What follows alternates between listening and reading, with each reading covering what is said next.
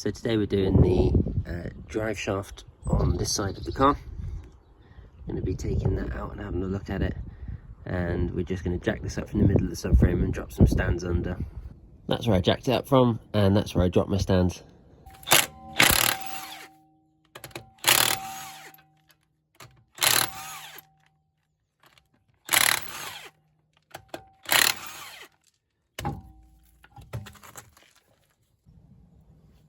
Now, unless these have been mullered at some point in the past, you shouldn't really need to get anything on that.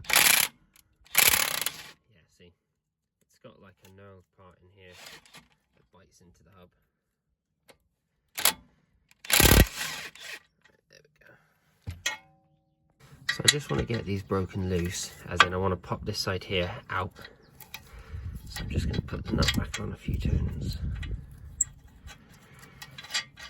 Like so. There you go.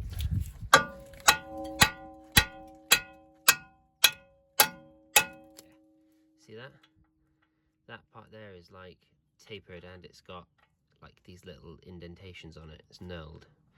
And when it gets pulled in, that part there bites. You really struggle to spin the bolt. And if you do spin the bolt, all you do is you rip out that knurled section, which actually makes it much easier for refitting.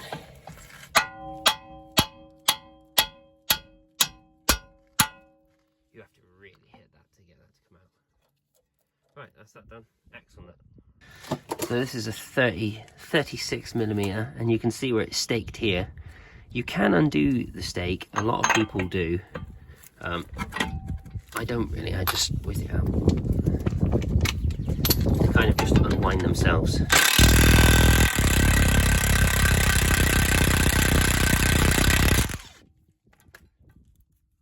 kind of need a thin socket for this. It kind of just barely fits. That's undone now. I just need to work on getting the socket out of it.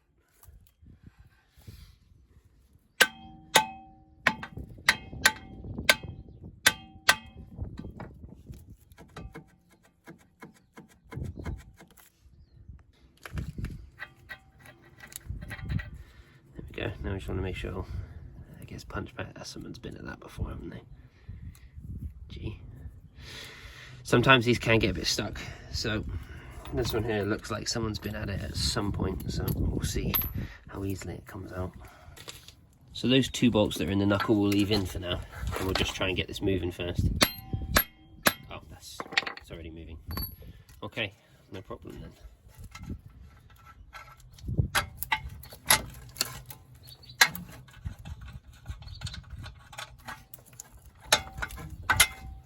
So whip out those two bolts, put the nuts back on so they don't get lost, nice and easy.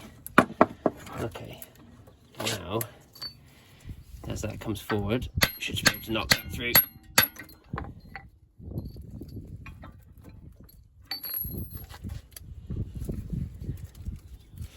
Almost there.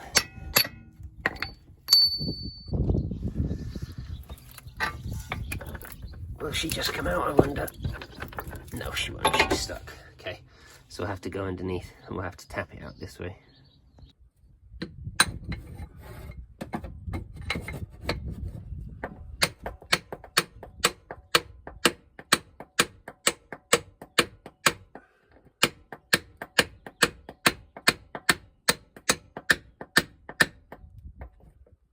And then once that is knocked out of that end, should just come straight out. I had to get a bit brutal with mine. She was properly stuck in there, so hammer and chisel, and you just hammer in that relief until you get it out. It takes a bit of muscle. So just need to get this apart now.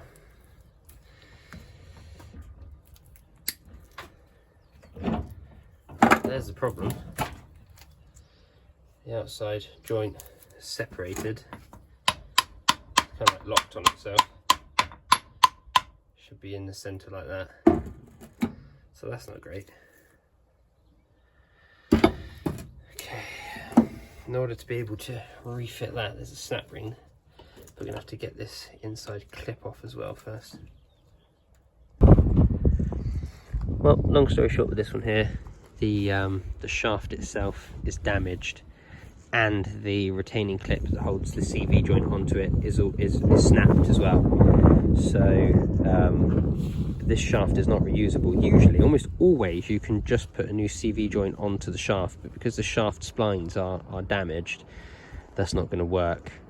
They've basically become like slightly chewed up on the outside edge from where this was spinning on it. So where this was spinning with the gearbox, it kind of damaged the splines on the inside. So that's unfortunate. So we can't reuse it. We can't fix that. We could file them probably, but for, you know, I just found this to be a better option. It's brand new, comes with a 2-year warranty, and it would be better than me trying to put that back together, which might work permanently or might work for a while, but there wouldn't be any warranty on that apart from on the, you know, if I put a new CV joint on it, it would just be the CV joint. This is better for the customer. Now what we need to do is just chuck it back in. So let's just pop that up there. So awesomely, this gearbox has a little sump on it down here, and the differential is right down here, like right down the bottom, which means when you remove the shaft you don't lose any gear oil, which is fantastic because we don't have to top it up now.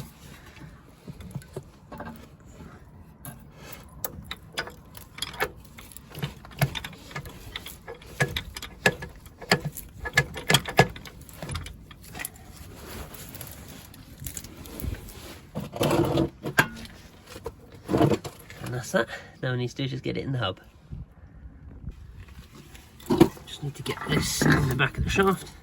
Get the shaft in the back of the hub.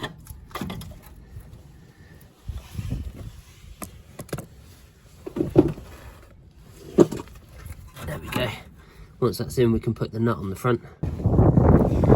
And then, just so that she doesn't slip out on us, get that on there.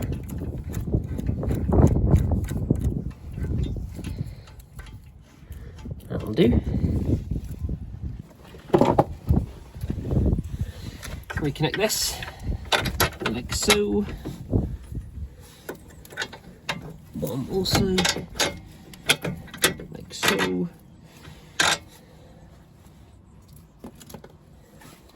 And then get these nuts started.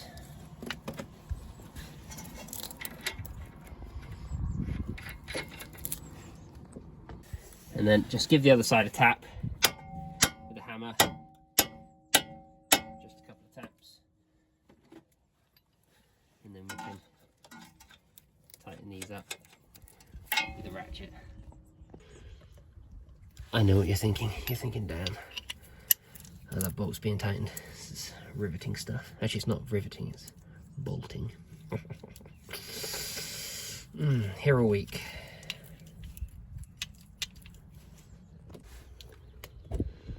So now what we want to do, tighten these down. As we tighten it, it'll pull the bolt in, so you don't often have to get a spanner or anything on the other side.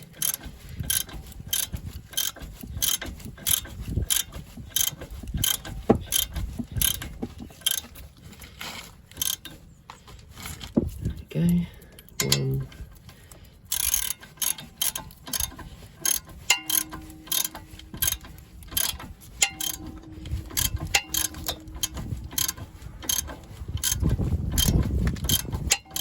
I actually quite like this design. I think it's pretty good.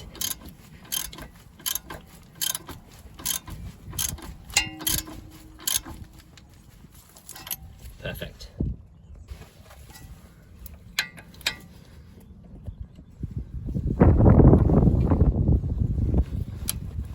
$110 Newton meters.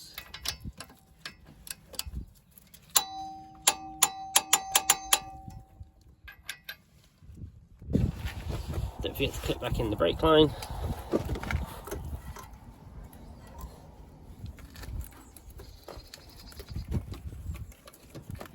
Okay.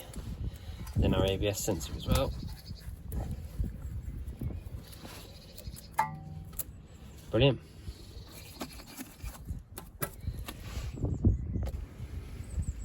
Getting stormy here. There we go. Just lock the disc with the Trusty screwdriver.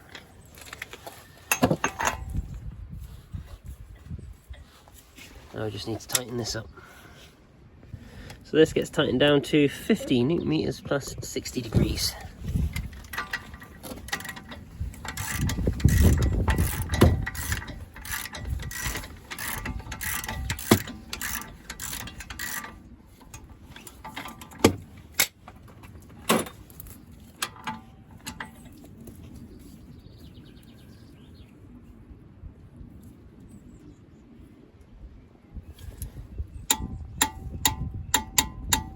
There we go.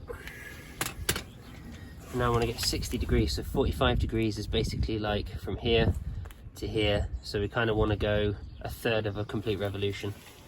Near enough.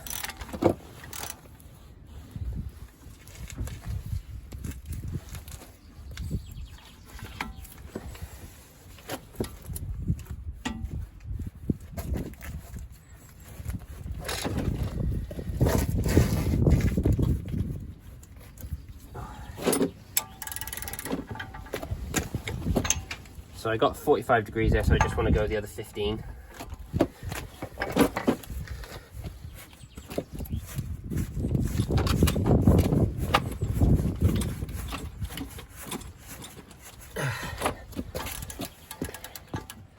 And there we go. That is all there is to it. Okay, everything's tightened up there pretty much, apart from the wheel being on. Moment of truth. Truth has arrived. Oh, it's raining now as well. Need the old clutch down in this one. In gear. Oh, there we go. There we go. Let's go see. Spinning.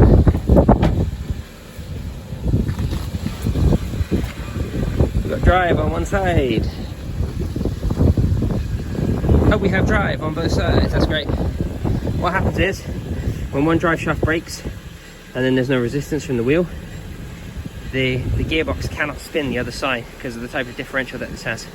So you lose drive here through your drive shaft, you lose drive completely, you can't go anywhere. It's not like one wheel will carry on spinning on the other side, no way.